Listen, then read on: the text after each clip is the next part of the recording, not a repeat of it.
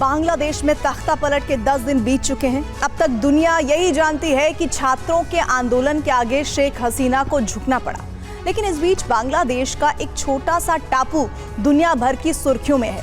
कहा जा रहा है कि ये आइलैंड ही शेख हसीना की विदाई की सबसे बड़ी वजह बना, क्योंकि यहाँ अमेरिका अपना सैन्य अड्डा बनाना चाहता है। क्या वाकई अमेरिका और इस टापू की वजह से शेख हसीना की गद्दी गई? आइए आपको इसका पूरा सच दिखाते हैं।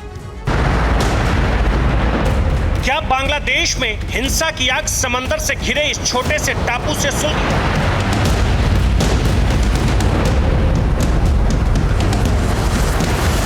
बांग्लादेश में शेख हसीना सरकार के तख्ता पलट का सेंट मार्टिन आइलैंड से क्या रिश्ता है?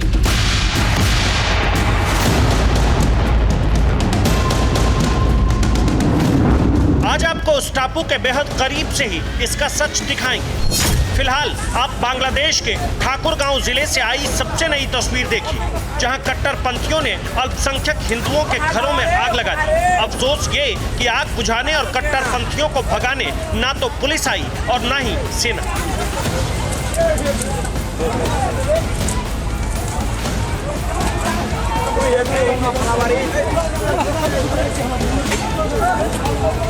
मोहम्मद यूनुस की अगुवाई वाली अंतरिम सरकार मुल्क के हालात सुधारने के दावे कर रही है, लेकिन अब तक का नतीजा दुनिया के सामने है। अब तक दुनिया यही जानती थी कि छात्रों के आंदोलन की आग में प्रधानमंत्री शेख हसीना की कुर्सी खाक हो गई, लेकिन इसी बीच शेख हसीना के हवाले से ही बांग्लादेशी मीडिया में चौंकाने वाली खबर छपी। अवामी लीग की नेता शेख हसीना के मुताबिक उनकी सत्ता कायम रहती अगर वो सेंट मार्टिन आइलैंड की संप्रभुता से समझौता कर लेती और बंगाल की खाड़ी में अमेरिका को पैर जमाने की इजाजत दे देती। ये पहली बार नहीं था जब शेख हसीना ने सेंट मार्टिन आइलैंड में अमेरिका की दिलचस्पी का दावा किया। इससे पहले भी इसी साल उन्होंने बड़ा दावा किया था। तब शेख हसीना ने इशारों में बताया था कि एक गोरे आदमी ने सेंट मार्टिन आइलैंड में एक एयरबेस के बदले उन्हें आसानी से सत्ता में वापसी की पेशकश की थी। क्या वाकई शेख हसीना ने ऐसा कहा? इसे लेकर उनके बेटे साजिब वाजेद ने क्या कहा है, आपको दिखाएंगे।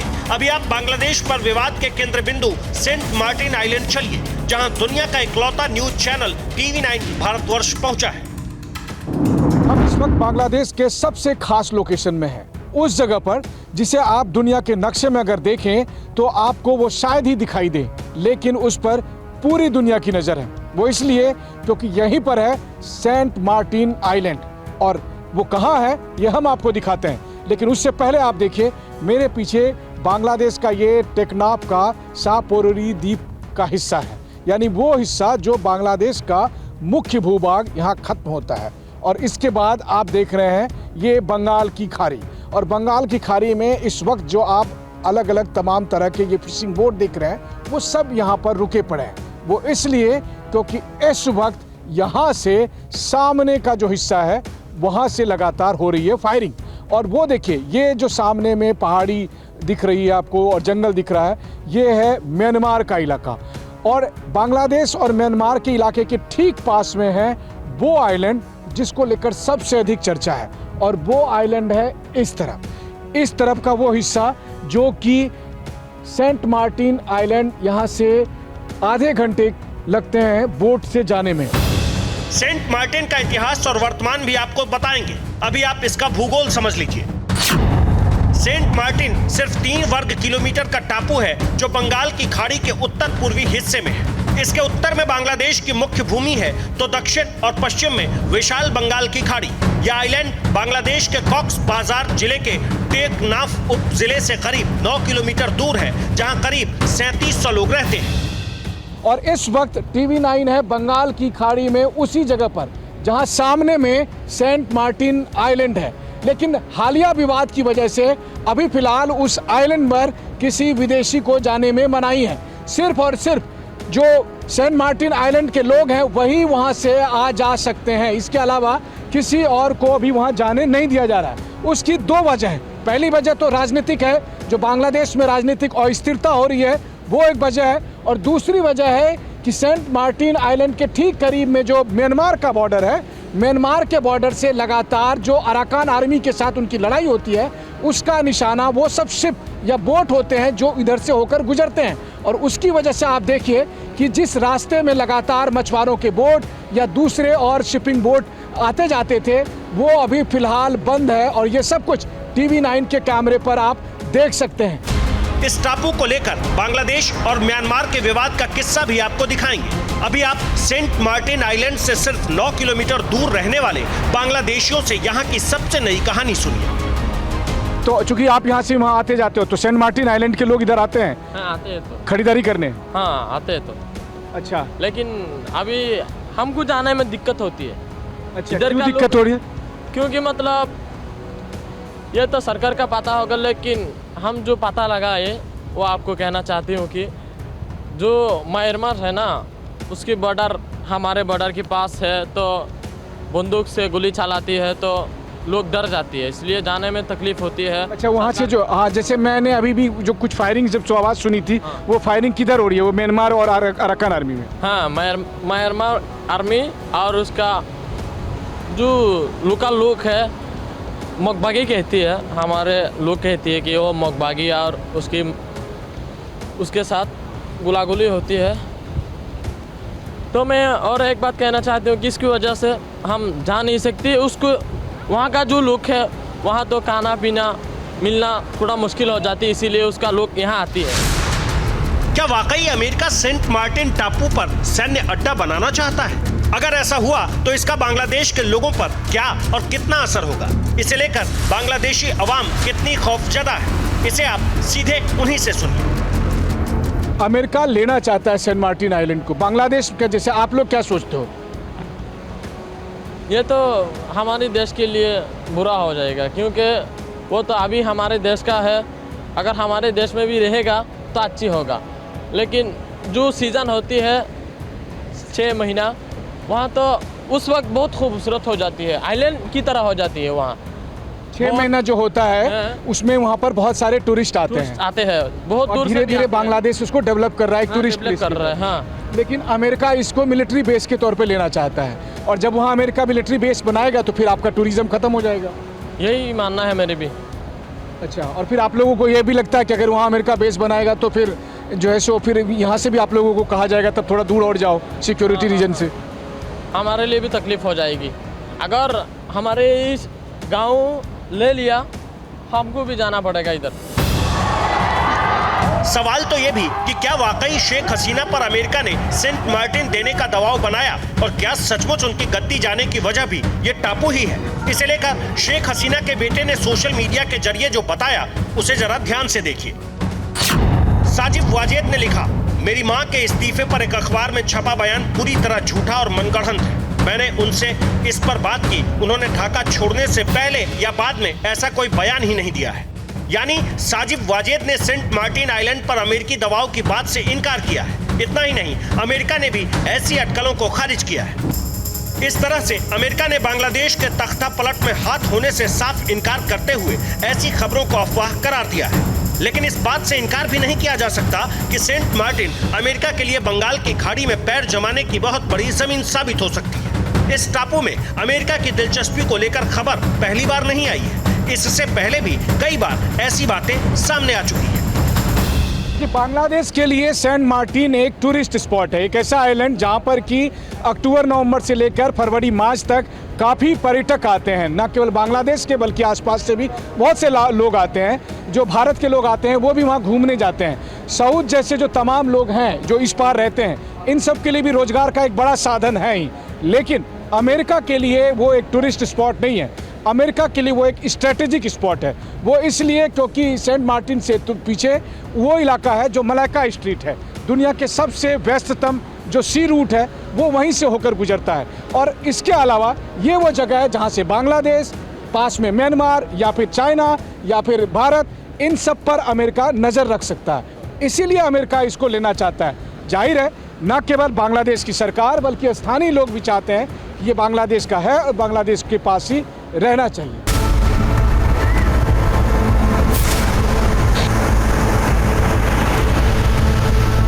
सेंट मार्टिन आइलैंड पर मौजूदा विवाद के साथ साथ जानना यह भी जरूरी है कि इसका वजूद कैसे सामने आया।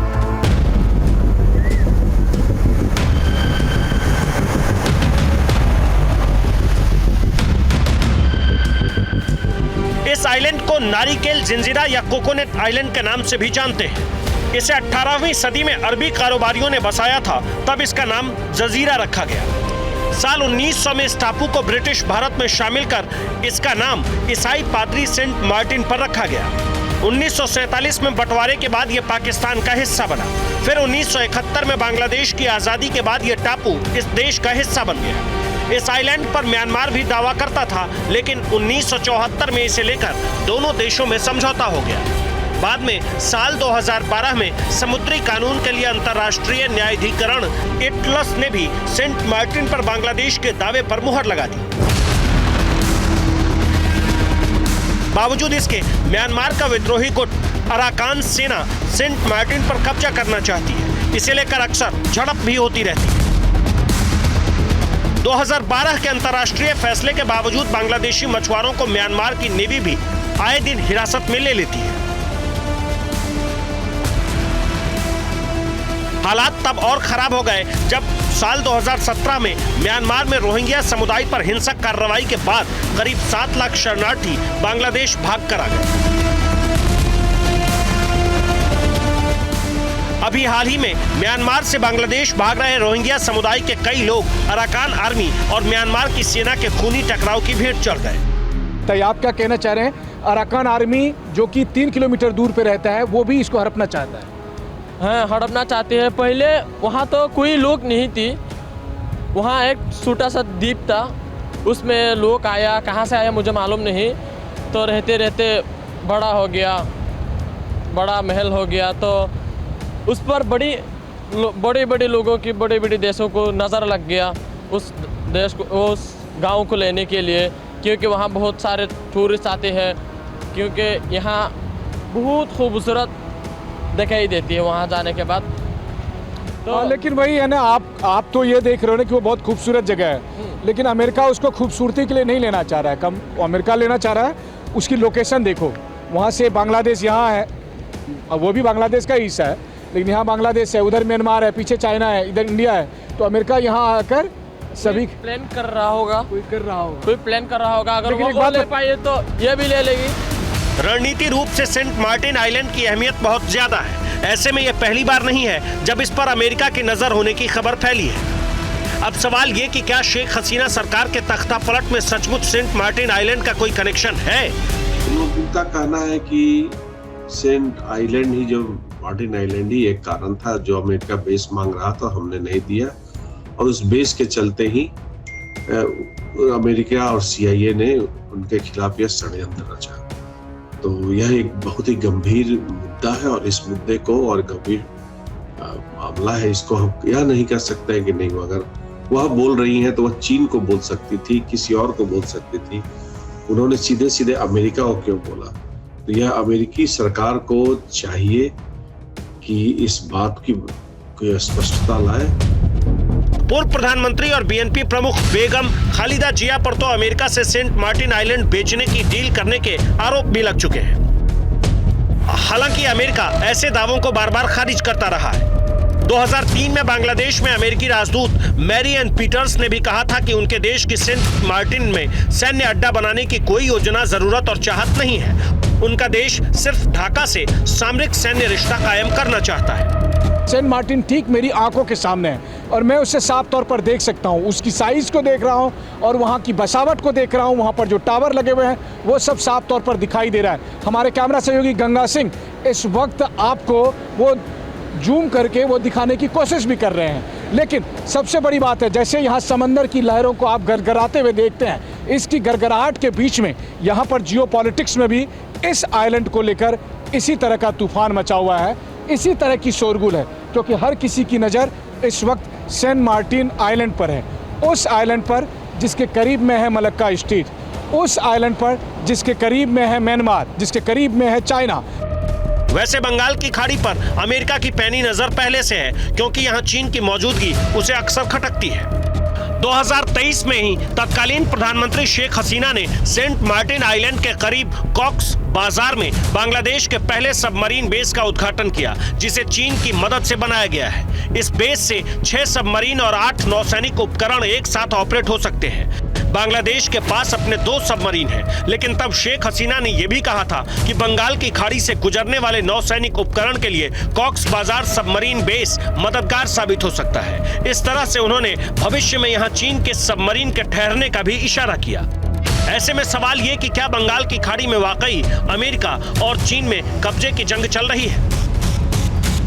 चीन के जिस तरह से आक्रामक रवैया है और अपने पड़ोसी राष्ट्रों के साथ चीन जिस तरह का बर्ताव कर रहा है, उसमें कहीं कल को कोई ऐसी घटना घटी या कल को किसी तरह की आवश्यकता पड़ी तो अमेरिका के पास एक साधन रहेगा, एक बेस के रूप में, जहां से कि वो बहुत ही जल्दी कोई कार्रवाई कर सकते हैं। पर सच में कोई इनकार नहीं कर सकता कि उभरती ताकतों पर काबू पाने के लिए अमेरिका किसी हद तक जा सकता है। यही वजह है कि दुनिया के करीब 80 देशों में उसके 750 से ज्यादा सैन्य अड्डे मौजूद हैं। ऐसे में सेंट मार्टिन आइलैंड में अमेरिका की दिलचस्पी से इनकार नहीं किया जा सकता, लेकिन साथ ही इस पर भी मुहर नहीं लगाई जा सकती कि शेख हसीना सरकार की विदाई का सबब सेंट मार्टिन आइलैंड ही बना। Bureau report, TV9 Bharatvarsh.